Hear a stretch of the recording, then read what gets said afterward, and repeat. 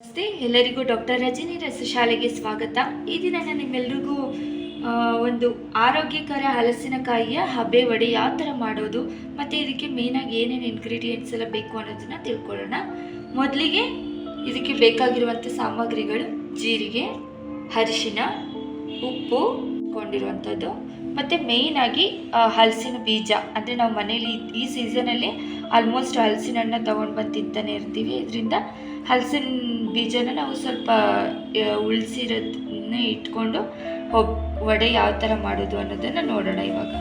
ಮತ್ತು ಶುಂಠಿ, ಹೆಚ್ಚಿರುವಂಥ ಸಬ್ಬಸಿಗೆ ಸೊಪ್ಪು, ಹಸಿಮೆಣಸಿನ್ಕಾಯಿ, ಕಡಲೆಬೇಳೆ, ಅಕ್ಕಿ ಹಿಟ್ಟು, ಕೊತ್ತಂಬರಿ ಸೊಪ್ಪು ಮತ್ತು ಹೆಚ್ಚಿರುವಂಥ ಈರುಳ್ಳಿ. ಇದಿಷ್ಟನ್ನು ಬಳಸ್ಕೊಂಡು ನಾವು ಈ ದಿನ ಯಾವ ಥರ ಹಬೆ ವಡೆ ಅಂದರೆ ಹಲಸಿನಕಾಯಿಯ ಹಬೆ ವಡೆನ ಯಾವ ಥರ ಮಾಡೋದು ಅನ್ನೋದನ್ನು ಇವಾಗ ನೋಡೋಣ. ಒಂದು ಚಿಕ್ಕ ಪಾತ್ರೆಯಲ್ಲಿ ಇದಕ್ಕೆ ಬೇಕಾಗಿರುವಷ್ಟು ಸ್ವಲ್ಪ ಒಂದು ಅಳತೆಗೆ ಒಂದು ಬೌಲು ನೀರನ್ನು ಹಾಕೋಬೇಕು. ಅದಾದಮೇಲೆ ಹಲಸಿನ ಬೀಜ ಮತ್ತು ಸ್ವಲ್ಪ ರುಚಿಗೆ ತಕ್ಕಷ್ಟು ಉಪ್ಪನ್ನು ಹಾಕಿ ಇದನ್ನು ಬೇಯಿಡಬೇಕು. ಇದು ಸುಮಾರು ಒಂದು ಸ್ವಲ್ಪ ಅದಕ್ಕೆ ಅಂದರೆ ಮುಟ್ಟಿದ್ರೆ ಸ್ವಲ್ಪ ಸಾಫ್ಟ್ ಅಂತ ಫೀಲ್ ಆಗಬೇಕು ನಮಗೆ. ಅಲ್ಲಿ ತನಕ ಇದನ್ನು ಬೇಯಕ್ಕೆ ಬಿಡಬೇಕು.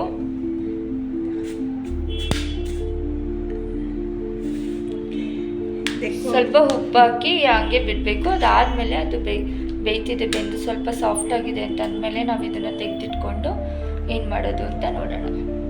ಇದನ್ನ ಚೆನ್ನಾಗಿ ಬೇಯಕ್ಕೆ ಬಿಡಬೇಕು. ಅಂದರೆ ತುಂಬ ಹಾರ್ಡ್ ಇರುತ್ತಲ್ಲ, ಅದರಿಂದ ಸ್ವಲ್ಪ ಚೆನ್ನಾಗಿ ಬೆಂದ ಮೇಲೆ ಅದನ್ನು ಆಫ್ ಮಾಡಿ ತಣ್ಣಗಾದ್ಮೇಲೆ ಇದಕ್ಕೆ ಏನೇನು ಮಿಕ್ಸ್ ಮಾಡಿ ರುಬ್ಕೋಬೇಕು ಅನ್ನೋದನ್ನು ಹೇಳ್ತೀನಿ ಡೀಟೇಲಾಗಿ. ಇದೆಲ್ಲ ಇವಾಗ ಬಾಯ್ಲ್ ಆಗಿದೆ, ಅದರಲ್ಲಿ ಹಾಕಿದ್ದ ನೀರೆಲ್ಲ ಸೋರ್ ತೆಗೆದಿದ್ದೀವಿ. ಇದಾದಮೇಲೆ ಒಂದು ಮಿಕ್ಸರ್ ಗ್ರೈಂಡರ್ಗೆ ಇದನ್ನು ಹಾಕ್ಕೋಬೇಕು. ಹೀಗೆ ಫುಲ್ಲು ಅಂದರೆ ಸ್ವಲ್ಪ ತಣ್ಣಗಾಗೋಕೆ ಬಿಡಬೇಕು. ಸ್ವಲ್ಪ ತಣ್ಣಗಾದ್ಮೇಲೆ ಇದನ್ನು ಹಾಕ್ಕೋಬೇಕು. ಆಮೇಲೆ ಒಂದು ಸ್ಪೂನ್ ಹೆಚ್ಚಿರುವಂಥ ಹಸಿಮೆಣಸಿನ್ಕಾಯಿ 1-2 ಸ್ಪೂನ್ ಹಾಕ್ಕೋಬೇಕು. ಅಂದರೆ ನಿಮಗೆ ನೀವು ಎಷ್ಟು ಕ್ವಾಂಟಿಟಿ ತಗೊಂಡಿರ್ತೀರ ಅದರಲ್ಲಿ ಎಷ್ಟು ಖಾರ ಬೇಕೋ ಅದನ್ನು ಹಾಕ್ಕೋಬೋದು. ಆಮೇಲೆ ಒಂದು 4-5 ಬೆಳ್ಳುಳ್ಳಿ ಹಾಕ್ಕೋಬೇಕು. ಒಂದಿಷ್ಟು ಅಂದರೆ ಎಷ್ಟು ಬೇಕು ನೀವು ಎಷ್ಟು ತೊಗೊಂಡಿರ್ತೀರ ಅದರಲ್ಲಿ ಸ್ವಲ್ಪ ಬೆಳ್ಳುಳ್ಳಿ,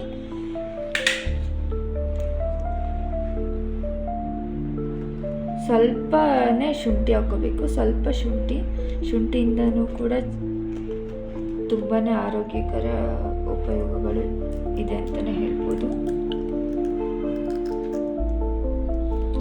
ಸ್ವಲ್ಪ ಶುಂಠಿ ಹಾಕೋತಾ ಇದ್ದೀನಿ. ಆಮೇಲೆ ಸ್ವಲ್ಪ ಜೀರಿಗೆ ಹಾಕೋಬೇಕು. ಇದಾದಮೇಲೆ ಎಲ್ಲ ಹಾಕಿದ್ಮೇಲೆ ಒಂದು 4-5 ಸ್ಪೂನ್ ಅಷ್ಟು ಕಡಲೆಬೇಳೆನೂ ಕೂಡ ಇದನ್ನು ನೆನೆಸಿರ್ತೀವಲ್ಲ ಆ ಕಡಲೆಬೇಳೆನೂ ಕೂಡ ಇದಕ್ಕೆ ಹಾಕೋಬೇಕು.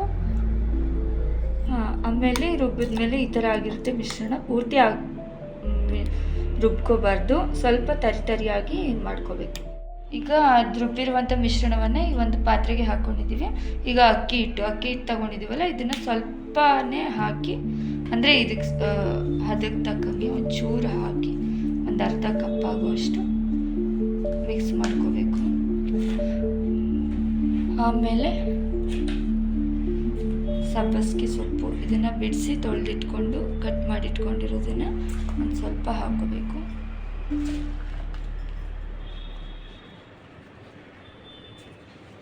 ಆಮೇಲೆ ಕೊತ್ತಂಬರಿ ಸೊಪ್ಪು ಸ್ವಲ್ಪ,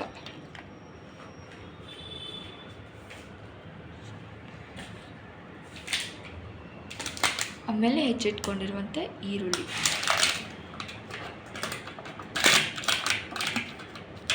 ಸ್ವಲ್ಪ ಅರಿಶಿನ ಹಾಕೋಬೇಕು.